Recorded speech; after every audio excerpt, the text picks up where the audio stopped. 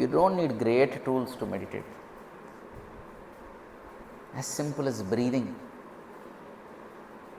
Breathing is a powerful tool. For centuries, people have been doing breathing as a meditation practice.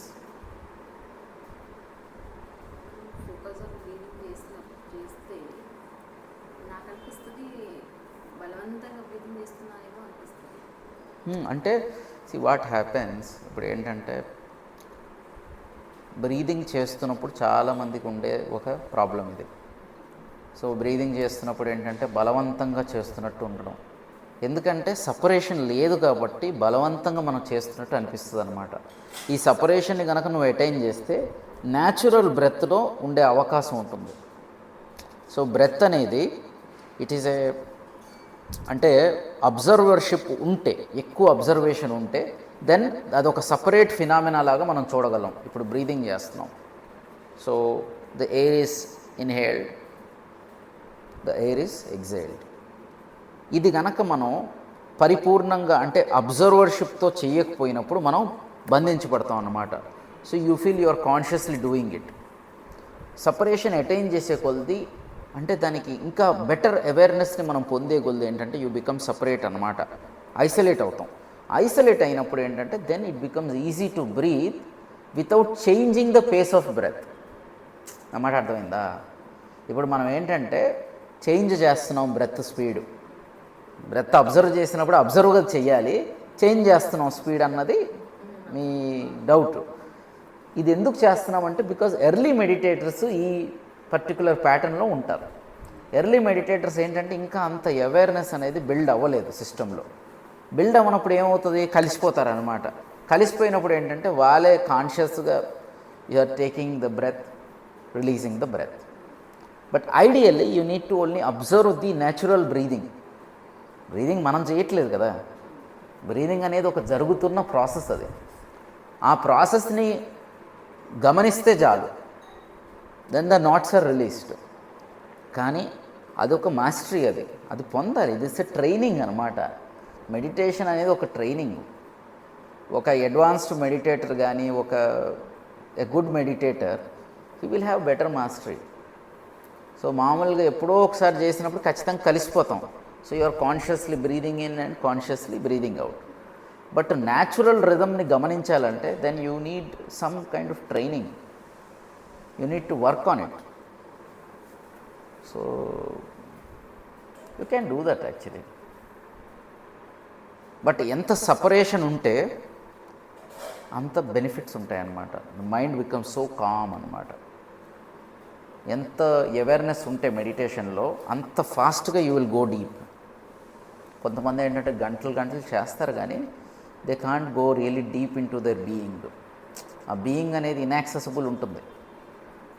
But you are doing it with very good awareness, then it's quickly you will go inside అనమాట.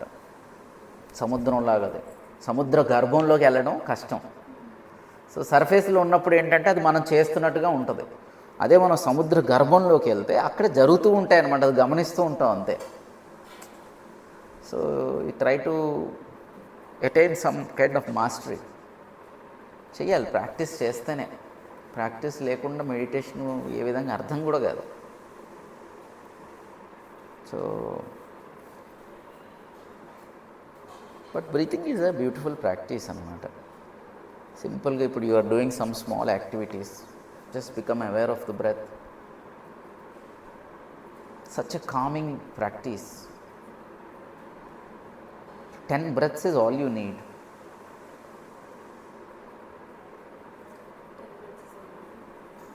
10 breaths.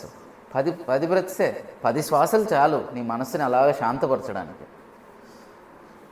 Breath meditation అంటే నువ్వేమి గంటలు కాదు. నీకు art of meditation కనుక నీకు వచ్చుంటే నీకు కావాల్సింది 10 బ్రెత్సే.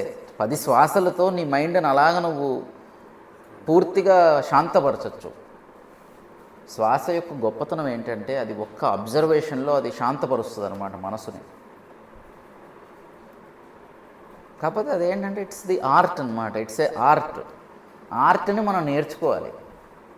ఆర్ట్ అది సైన్స్ కూడా కాదు. Art of breathing. You work on it.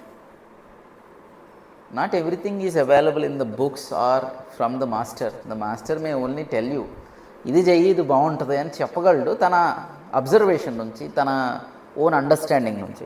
కానీ అది మన వర్క్ లేనిది యూ కాంట్ డూ ఎనీథింగ్. మన ఓన్ వర్కే మనని కాపాడుతుంది. సో చేయాలి బ్రెత్ అబ్జర్వేషన్ అనుకుంటున్నారు. If you want breath observation, do it. Who stops you? అది breath observation is a 25th century old practice. ఎంతోమంది ప్రాపంచికంగా ఎంతోమంది saints, monks, they do breath observation. So many Buddhist monks, a lot of them అనమాట, they do only breath observation. ఎందుకంటే అది అంత powerful practice. It is the most simplest, but it is a very powerful practice. But ఊహల్లోకి వెళ్ళిపోతుంటారు చాలామంది. ఊహల్లోకి వెళ్ళడం కాదు, just be awareful. In breath, out breath and awareness. శ్వాస లోపలికి వెళ్తుంది, శ్వాస బయటకు వస్తుంది. ఈ ఎంటైర్ ప్రాసెస్లో మనం మనసుని ఉండాలి, మనసు అక్కడే ఉండాలన్నమాట. వెళ్తుంది, వస్తుంది. ఇంకా మంచి ప్రాక్టీషనర్స్ ఆ బిట్వీన్ స్టేట్స్ని కూడా చూడగలగాలి. అంటే శ్వాస వెళ్తుంది, తర్వాత శ్వాస బయటకు వస్తుంది, ఆ కింద ఒక పాయింట్ ఉంది, ఇలాగ వెళ్ళి ఇలాగ రిటర్న్ అవుతుంది. ఆ యూ ఉందా, ఆ యూలో గనక నువ్వు మనసు పెడితే నువ్వు మోక్షాన్ని పొందుతావు అన్నమాట. I'm not joking. If you can be in the turn between the incoming breath and the outgoing breath, then you will reach enlightenment. This is the enlightenment sutra. This is not a joke. This is the real path to the kingdom of heaven. Just be aware between the incoming and the outgoing breath. చాలా మంది ఇక్కడ చేస్తారు, but at the turning point అన్నమాట, the energyless and the energy filled, that's what it's called. The breath is going down, అంటే తీసుకుంటున్నారు, then you are leaving it. Be at this point between the two, exactly at the turn అన్నమాట. The energy less and the energy filled. ఒక్కసారి ఆ డిప్పులో గనక నువ్వు ఉంటే, you are so much filled with energy. Then that is, to do that you should have a very conscious mind. Is a powerful sutra in the Vijnana Bhairava Tantra. దీని గురించి చెప్పడం జరిగింది. One of the greatest techniques there is, and all great enlightened beings can, ఇది ఏమాట, ఇదేంటంటే శ్వాసని తీసుకుంటున్నాం, తర్వాత శ్వాసని వదులుతున్నాం. ఆ తీసుకునే వదిలే ఆ సంధిలో నిజం ఉంటుందన్నమాట. ఆ సంధిలో నువ్వు దేవుడు అన్నమాట. ఇది ఎవడికి తెలియదు.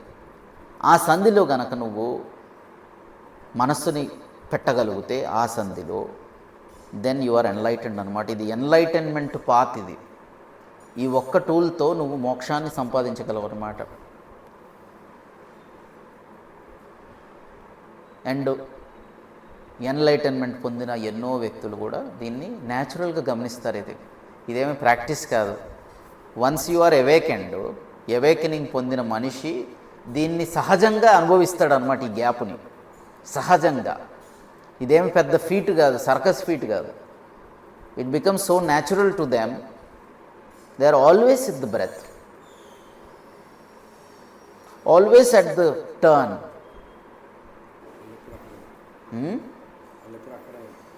ఎప్పుడు అక్కడే ఉంటారు. అవేర్నెస్ ఎవరైతే, ఏ మనిషి అయితే అవేర్నెస్తో ఉంటాడో, ఎప్పుడు సహజంగా తన బ్రెత్ తన చేతిలో ఉంటుంది, తన ఒడిలో. ఒక చిన్న పాపని తల్లి ఎలాగైతే ఇదిస్తుందో, అదేవిధంగా తన బ్రెత్, తన ఎమోషన్స్ అన్నీ తన గుప్పెట్లో ఉంటాయి అన్నమాట. నాట్ ఈవెన్ అదేంటంటే ఓవర్ పవర్ చేసేలా కూడా కాదు. They are more with him, is part of the existence. So